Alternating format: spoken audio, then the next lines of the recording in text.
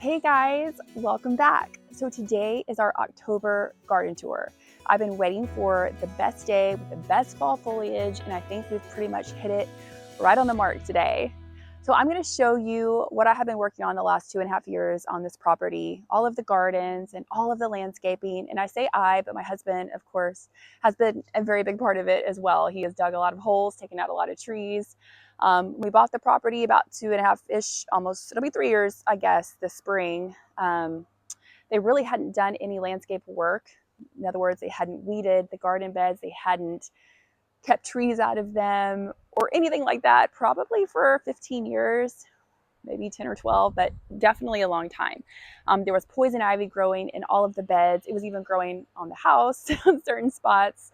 We had trees that were coming up in all of the flower beds. And as you know, trees will wreck a flower bed. The roots, of course, and the shade changes whatever you had growing there before. There were these kind of random rock beds that were in the very front of the house. So you had like the front flower beds, which basically had nothing in them anymore except some weeds and a lot of oak leaves. And then we had these circular beds that were different sizes right in the front, about 20 feet in front of the house, maybe 40 feet in front of the house. And they were bordered by giant rocks, and there was nothing but weeds and poison ivy and random things that had come up in them. And we removed them.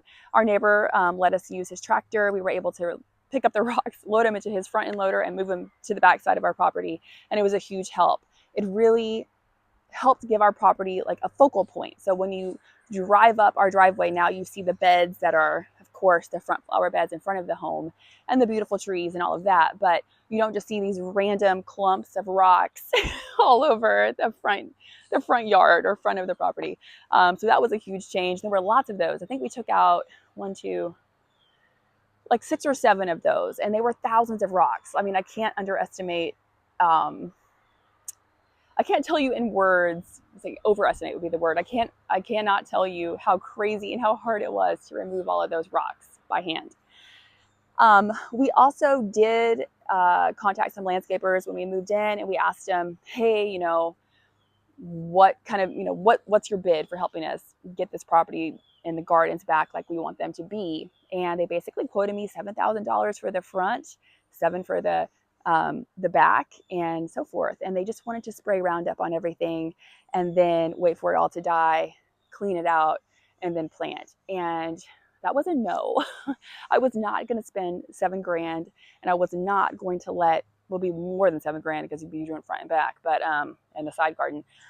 I didn't want Roundup all over my property. I don't spray chemicals. We do everything organic except for the rose garden. We do spray it occasionally, but we usually use organic controls as much as we possibly can.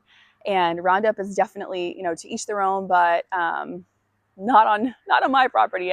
Not on my land. I didn't want it. And so we did it all by ourselves, and it took a lot of fire ant bites and sweat and maybe some tears too. But it's also been a whole lot of fun. We are still adding a lot of different things to the landscape, and we'll be doing that for quite a long time, just trying to figure out what we really want. I do have most of my foundation plants in the front flower beds. I've got beautiful boxwoods that I just love, and camellias and incredible hydrangeas, which you'll see. And we also did a complete front porch renovation and had the entire porch redone. We had to.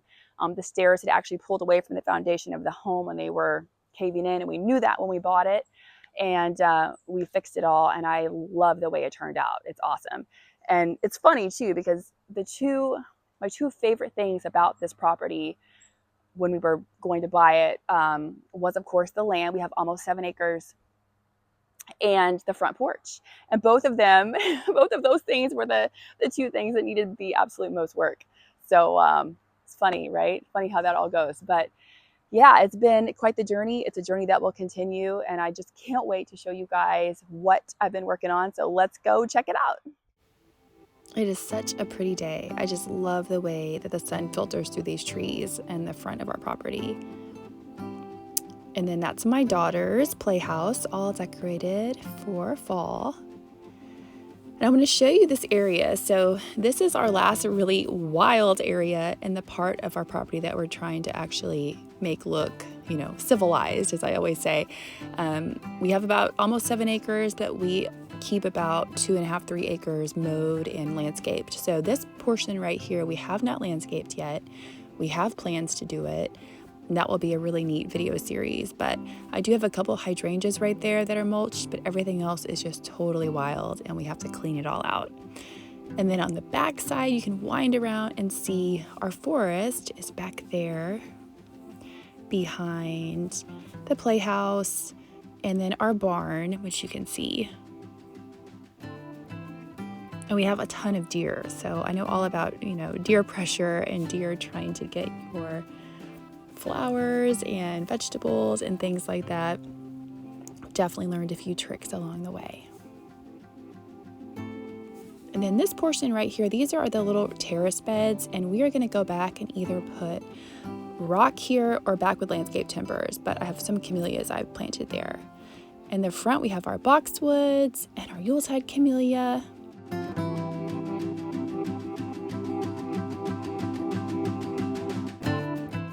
And in the springtime, there are daffodils that the previous gardener planted that come all up along the border here. So I have to be really careful when I plant stuff around those.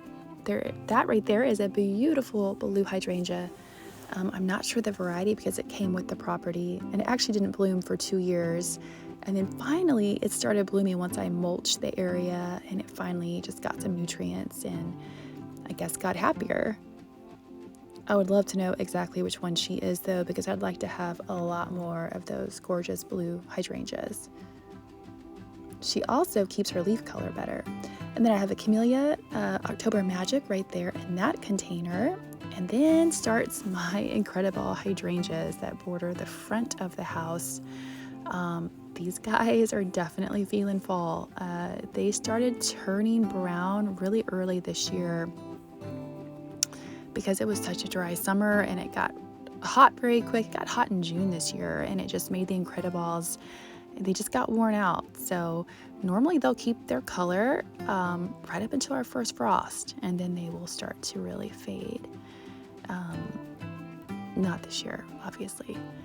And then I have a camellia back there in that container as well. Here's a picture of how the front porch looks when everything is beautiful and springy. I sure miss the way the hydrangeas look during the spring and summer. But you just have to learn to love all the seasons and all the stages. And right now they're definitely very gold. In the springtime, daffodils also border this entire area as well.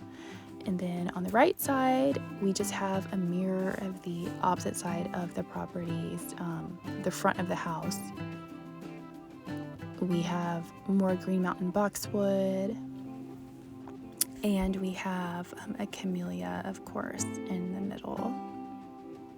Another Yuletide camellia in the middle. And I'm gonna probably add some astibili here because I need something that's very shady.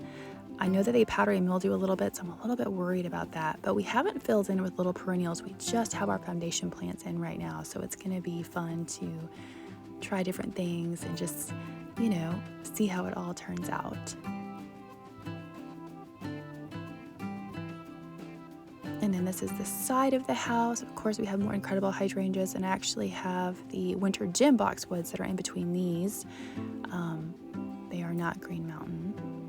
And I'm going to show you guys, because I just have to, how they look, of course, when they're in season. They are a beautiful white for about a month, usually the entire month of June. And I wish they would stay that color a little bit longer. And then right in front of our sunroom, we have a really cool sunroom in the back. I always put containers over here with different things for the season.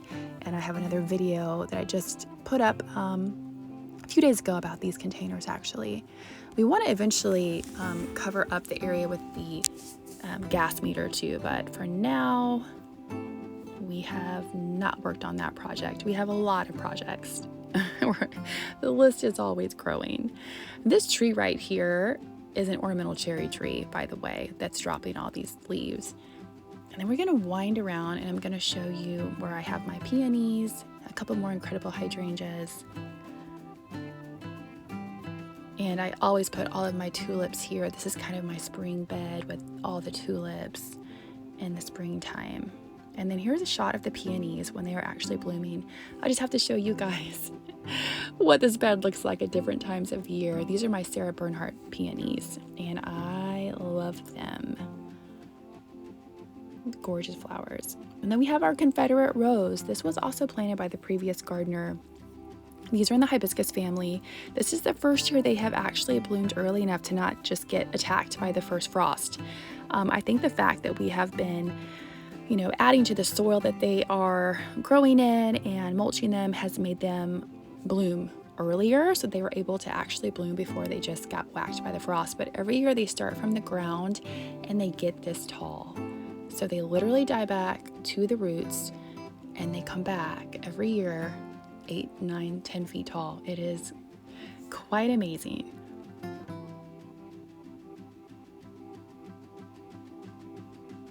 And then I'm going to show you our little arbor and our wonderful crepe myrtles. Crepe myrtles are definitely a staple in the South.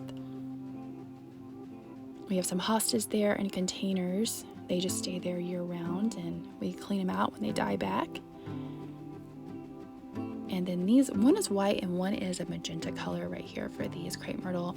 And then I have my blush noisette rose that is finally growing over this arbor. I love her. She is just gorgeous. And she is so like fragrant, just a really cool old southern rose. Here's my little Japanese maple. Not exactly sure the variety of this one, but I'm happy to have her. And then my tulip magnolia follows right behind. Here's a shot of those crepe myrtles and how this looks when it's springtime, or actually this is more like summer when they bloom. And then we're going to go back and check out my tulip magnolia again. Sometimes we get 2 blooms out of the tulip magnolia, but this year with the drought, we just had the 1 bloom in the spring.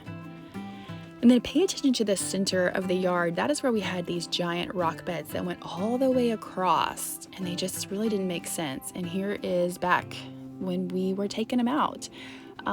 It doesn't look like much in this video, but trust me, it was. I tried to kind of work with them for a while, and then we finally just got rid of them. And I'm so happy to not have them. I did keep this one right here. I've got 3 roses in there and some iris. And for now, that little rock bed has remained. But all the others are gone. We do need to seed with grass though. And then we're gonna head back to the very front of the property. You're looking at a giant tulip poplar right there. I've got 2 little Rose of Sharon, the dwarf Rose of Sharon, that are planted here in these little rock beds. And then I have a really old heirloom rose that is just gorgeous. So this guy right here, I don't know the exact variety of rose that it is, but it is at least 40 years old or close to it. It is super fragrant. It almost looks like a knockout rose. It is definitely not a knockout rose. It needs to be pruned a little bit more than it has, and I of course just can't bring myself to do it. Maybe this February I will, but this was of course the gardener before me's rose, and here it is today, and now it's mine, and I get to enjoy it. I mean, it's like, legacy plants are a thing. They outlive the gardener a lot of times, and what she left behind, of course, is now mine, and it's just a really neat kind of thing. So anyway, beautiful old rose. And here's a close-up of those 2 Rose of Sharon. They're a dwarf size, so they only get to be about 4 feet tall. And then a close-up shot of that old rose also. I need to weed over here, but with the baby, of course, I haven't been able to get out here and weed quite as much lately. So hopefully the road noise is not too bad, but back here behind me along our fence line are these gorgeous perennial lilies. So they bloom twice a year, the first week of June, first week of July, twice in the summer season, sometimes a little bit earlier depending on how much rain we get. And they are just amazing. They're an old southern plant. They're a bulb, obviously, a lily. A lot of people don't know about them. They grow in a lot of old graveyards, and they are just the plant that just keeps going. We don't have to water them. Well, I'll take it back. We did water them once this year because we had a drought for like 12 weeks with no rain, but that's beside the point. Essentially, they just do their thing. They're happy. They grow. They look beautiful, and you don't have to do anything to them. They are a true heirloom plant, an old southern plant that more people, I think, need to know about and should have. And I'm so thankful that the previous gardener planted these. They literally border our entire fence line. I mean, it's like there's several hundred. I mean, like an acre. And here is how they look when they are in bloom. I mean, aren't they just stunning? And then also at the very front of our property, I also have these climbing pinky roses that I planted. They have rose rosette, unfortunately, so I'm about to take them out, but I had to show you. They're gorgeous. And then over here is our apple orchard. We have a Golden Delicious in the back, and then Honey Crisp in the front. I always forget which is which, but they are hard to keep. I mean, everything wants to eat them. The deer, of course, love them. I finally kept the deer away with the Deer X mesh going around them, but we're still working on getting our apple orchard up to snuff. And then here is our Matsu apple, which actually has done fairly well. Probably should buy more of those. And then we have a crab apple in the back that, of course, will help pollinate that one. And then as we wind around, we have two crepe myrtles here. The one in the front is a beautiful white one, and the one in the back is another magenta.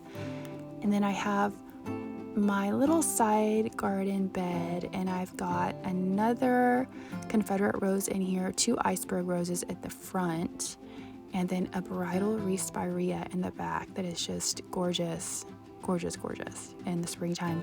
I put some little pansies right there in that front planter though. They are still incredibly tiny, but they will grow probably till, gosh, quite a while for us here. We're not going to get that cold for a while. There's that bridal spirea in the back. She is just, I mean, she looks like some kind of wedding plant, you know, that's why she's called bridal wreath, but I love her. Every March, she is gorgeous. There's my crabapple back there. And then here are our tea olives in the back. And I'm not going to walk up there right now, but these guys have a really, really fragrant, just beautiful scent for about 9 months out of the year. They're still incredibly tiny. They are only 1 year old. Well, 1 year since we planted them, but they will grow. And then we have our peach orchard that borders our little brick wall here. The previous owners, you know, probably didn't realize they were going to get so tall. These are very old. They're about 40 years old. They haven't been pruned correctly. We are trying to learn everything we can about pruning peach trees, but they still produce a ton of peaches for us. Unfortunately, a lot of them do fall on the driveway because a lot of the fruit doesn't remain good. It's just how peaches grow. I want to show you a really beautiful shot of them when they are covered with fruit.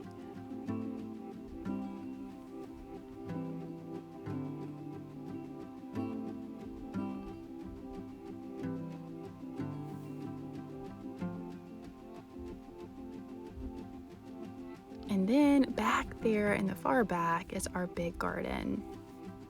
And I'm just going to show you some photos of, well, I'll show you how she looks now, but how we made her. And we basically did the no-till method and put down layers and layers of cardboard, rolled out painter's paper, which is essentially cardboard paper, and rolled that over to make this garden bed. That is how she looks right now with all of the watermelon that are left.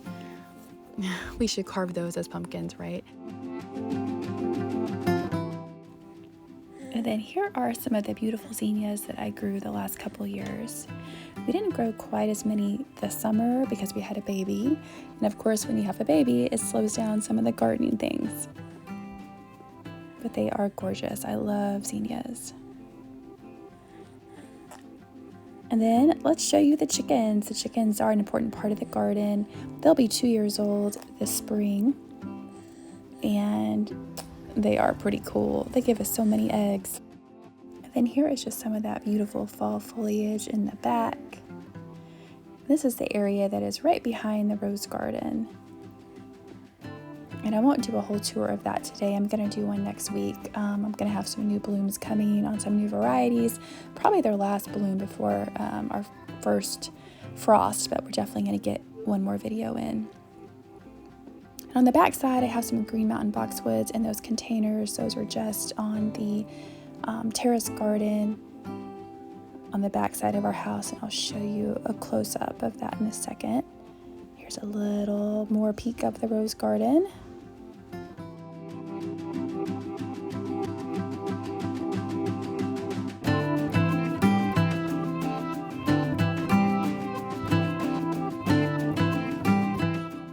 Here is, of course, the rose garden in the springtime. I think this was our first year that we had her, but you can see all the pretty blooms. And then here's my fountain, which I just love, this pineapple fountain. It reminds me of the pineapple fountain in Charleston, just a smaller version. And some more blooms in the springtime. It makes me already miss spring. Summer romance right there. Some catmint, Belinda's Dream, one of my favorites. And then here's a close-up of those containers of green mountain boxwood. They're 3 years old. They have grown so much. We haven't done a lot over here because this is another area that's under construction. We are going to either put in new landscape timbers or go back with stone or rock for these terrace beds to rebuild them. So for now, I'm just keeping it really simple with these little containers. And of course, our dogs also have we call it their dog corral, but their little dog yard on the side. They kick up a lot of dust, so they are funny guys. And then we're back at the back side of the property by our barn, and I am just loving all of these beautiful fall colors. We have a couple more crepe myrtles back here. This one right here is magenta. There's some dogwood trees above me right there, and just so thankful for all the beautiful trees that we have on this property.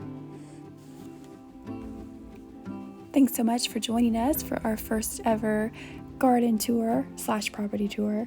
There'll be many more to come, so please subscribe so we can see you next time right here at the Real Southern Garden. Bye.